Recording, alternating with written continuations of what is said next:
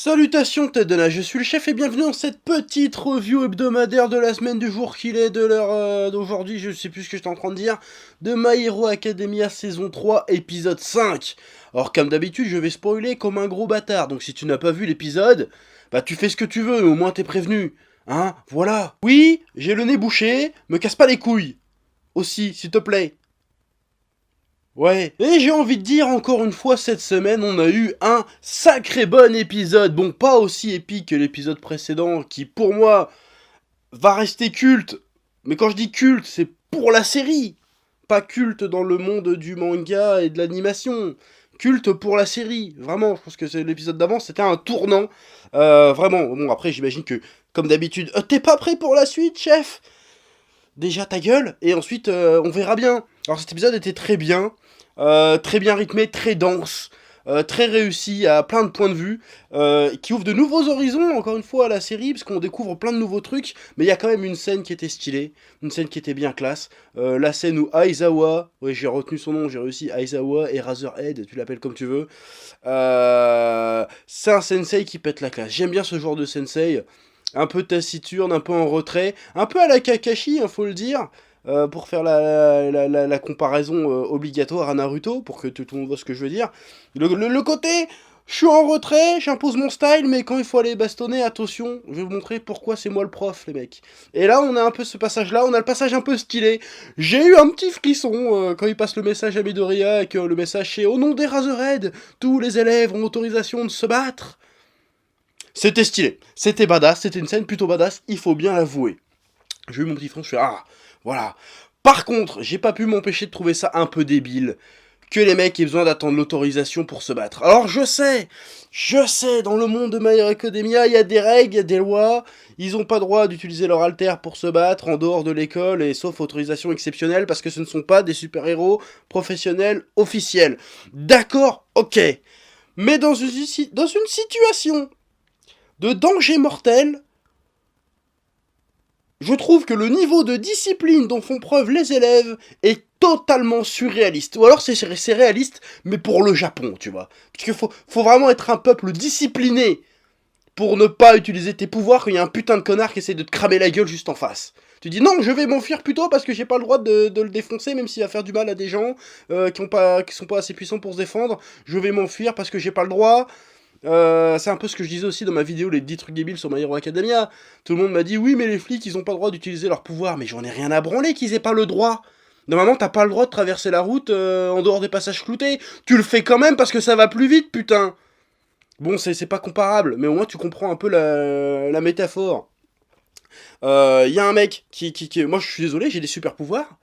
Il y a un connard qui essaye de me menacer, qui me braque, je l'encule sa race avec les super pouvoirs, j'en ai rien à péter de la loi. Même pareil, il y a Midoriya qui s'est défendu presque jusqu'à en crever pour sauver un gamin, pour sauver sa vie aussi, et il se dit merde, j'ai utilisé mes pouvoirs sans autorisation, oh là là, je vais me faire virer de l'école. Mais qu'est-ce que t'en as à branler, connard? Si tu te défendais pas, t'étais mort, trou du cul.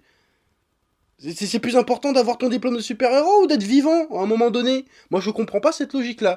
Donc c'était classe, c'était stylé, mais la suspension consentie d'incrédulité là, il faut quand même forcer un peu. Moi ça j'ai kiffé, mais quand même, ils sont obligés d'attendre qu'on leur dise c'est bon, vous pouvez vous battre pour se battre.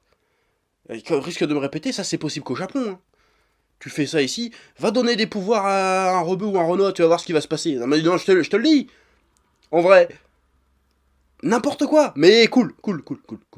Bon, c'est un épisode intéressant aussi et couvre de nouveaux horizons pour cet arc en tout cas. C'est les méchants se dévoilent un peu plus. Notamment, il y en a un bon qui est éliminé pour le coup, qui faisait celui qui faisait du gaz là. Bon, j'ai pas retenu son nom par contre. Plutôt intéressant, hein, c'est un mec qui sort un flingue. Ouais, c'est la première fois, je crois, qu'on voit un flingue dans la série. Je sais, bah voilà, parce que je me posais la question aussi, c'est devenu quoi les armes à feu dans ce monde-là? C'était pas mal. Bon, par contre, le pouvoir en métal, il peut juste supporter 3 balles, et puis après, ça commence à se fissurer. Bon, leurs pouvoirs sont en plein développement, bien évidemment. Mais quand même, ça sert à quoi d'être en métal si finalement tu peux te prendre une bastos dans ta gueule. Mais bref, c'était plutôt sympa, et c'était aussi l'occasion, pour le coup, de présenter aussi les élèves de seconde B, qui ont été pas mal en retrait, finalement, même dans l'arc du tournoi, là. Voilà, on a eu 2 personnages qui ont été mis en avant, plutôt cool. La fille qui fait des membres géants. Là, je pense à un truc sale aussi, mais je vais pas le dire. Je le rajouterai dans le 10 trucs débiles dans My Hero Academia volume 2. Et bah, le mec qui fait du métal, sympa. Bon, après, c'est des personnalités bah, pas trop nouvelles, hein. Ça ressemble un peu à la dynamique Bakugo et la meuf gentille, là, l'intello. Ça ressemble un petit peu à ce genre de dynamique. Donc pourquoi pas. Après, j'aimerais bien que cette série se concentre sur des... Parce qu'il y a déjà une classe de personnages avec une trentaine de personnages. Si en plus tu vas avoir à côté encore... Ça, c'est un peu le piège de tous les shonen. Il y a 126 personnages à développer et puis finalement, bah, t'en développes aucun et puis c'est chiant. Donc j'espère que ça va pas partir là-dedans. Mais c'est quand même plaisant de voir d'autres personnages faire des trucs au moins à petite échelle. Ça, c'est important. Autre personnage curieux, Crématorium, je crois qu'il s'appelle comme ça. Est-ce que le gars il a 2 haltères ou pas? Est-ce que c'est possible d'avoir 2 haltères dans le monde de My Hero Academia? Et si c'est le cas, ça peut être intéressant parce que apparemment il a l'air de balancer des flammes, mais en fait il peut se décomposer en miettes de lui-même, de cadavres. Je sais pas, c'est peut-être pour ça qu'il s'appelle Crématorium, il se transforme en cendre, ou je sais pas trop c'était quoi le délire. Mais elle dit, ouais, elle dit un truc intéressant, elle dit ah bon, les flammes c'était pas son pouvoir. Or que peut-être que je me dis, à réflexion, peut-être que c'est un début de All for One, parce que si j'avais bien compris, le All for One, c'était le mec qui pouvait rassembler les pouvoirs.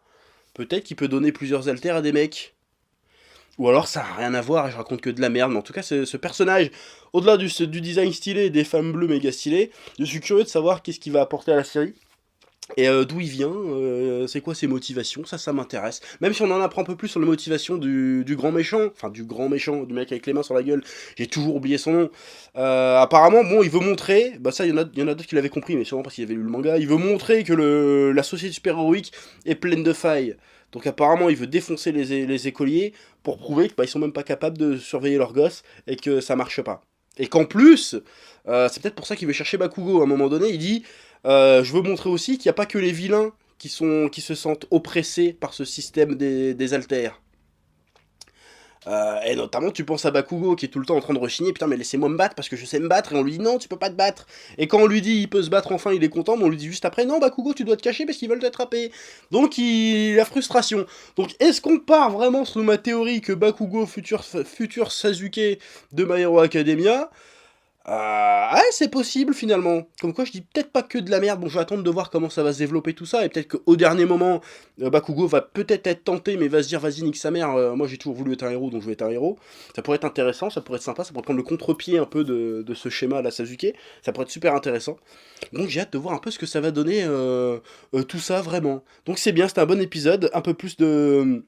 C'est un bon épisode aussi parce que il y a plein de sous-intrigues, notamment à la fin de l'épisode, où t'as Fumikage plutôt, qui part en couille et son alter se libère totalement. Enfin, son alter c'est Fumikage, mais j'ai oublié le nom du corbeau là, le corbeau qui met un masque de corbeau, même la nuit alors qu'il y a de l'ombre partout, bref, qui se déchaîne. Ça rajoute une péripétie en plus. Et ça c'est bien, parce que c'est ce que je vais reprocher dans ma review de Seven Deadly Sins qui arrivera après. C'est qu'au moins il y a plein de sous-intrigues, mais c'est des sous-intrigues qui fonctionnent avec l'intrigue principale. Là on est dans l'urgence. Donc il y avait une première intrigue. Là il y a les héros qui attaquent. Les vilains qui attaquent les apprentis héros. Il y avait la sous-intrigue Midoriya qui doit sauver le petit Kota, qui doit vaincre un musculard. T'as plein de petites intrigues qui se mettent bout à bout, mais qui forment un tout cohérent. C'est-à-dire que à chaque fois que la petite intrigue avance, ça fait avancer la grande aussi. C'est bien fait, et ça te sort pas de ce sentiment d'urgence. Ça, c'est ce que je reprocherais à Nanatsu no Taizai, j'en reparlerai, mais dans Nanatsu no Taizai, les sous-intrigues te sortent de ce sentiment d'urgence. On te dit, on est dans l'urgence, faut faire vite, et puis non, on prend le temps d'aller raconter d'autres trucs qu'a priori on en a rien à foutre, et que quand bien même il servirait plus tard, et ben ça aura niqué cette impression d'urgence, cette impression de danger du récit finalement. Ça se sera trop posé, et on aura presque oublié les enjeux de départ, tellement il y a de trucs. Mais je vais en reparler dans ma revue de Nanatsu no Taizai et ça, et je suis très content que de ce côté-là, My Hero Academia ne se perd pas de tous les côtés et reste focus sur son objectif, et que même les sous-intrigues sont pertinentes directement avec la grosse intrigue en cours.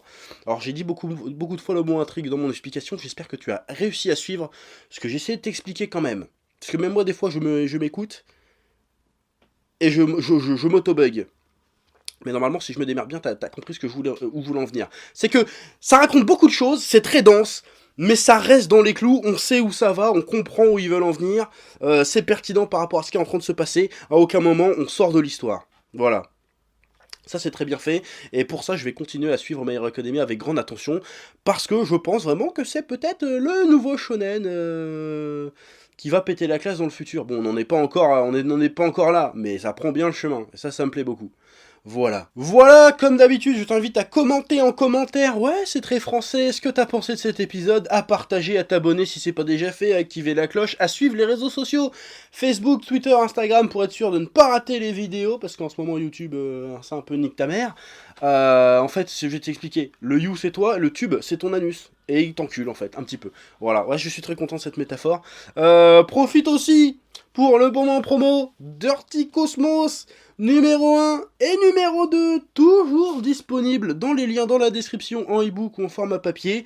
Le numéro 3 arrive incessamment sous peu, ainsi qu'une édition spéciale avec les 2 premiers réunis. Comme ça, si vous voulez prendre la série en cours, bah, vous n'avez pas acheté 2 bouquins, mais un seul, mais c'est pas encore là. Donc en attendant, achète quand même les autres.